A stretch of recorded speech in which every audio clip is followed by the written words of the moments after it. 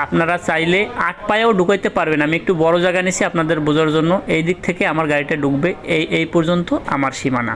তাই এই সাইডে হচ্ছে আমার এক সাইডের সীমানা, এবং এই সাইডে এই থেকে এই পর্যন্ত আমি গাড়িটা একটা পার্কিং মনে করেন। হ্যাঁ, এখানে আমি গাড়িটা ঢুকাবো। আশা করি শেষ পর্যন্ত সাথে থেকে বোঝার চেষ্টা করবেন। আমি এবং ডান এবং বাম আপনার স্টারিংয়ের ভিতরে কিভাবে চাকা কাটবো, আর গায়ে বাহির থেকে কিভাবে গাড়িটা দেখা যায় সেটাও দেখাবো। এই যে দেখেন চাকাটা কোন জায়গা দিয়ে গেছে, আপনারা দুইটাই কিন্তু খেয়াল করবেন, একটা ফলো করবেন। একবারে না পারলে কিন্তু আমি পাশাপাশি দেখাচ্ছি।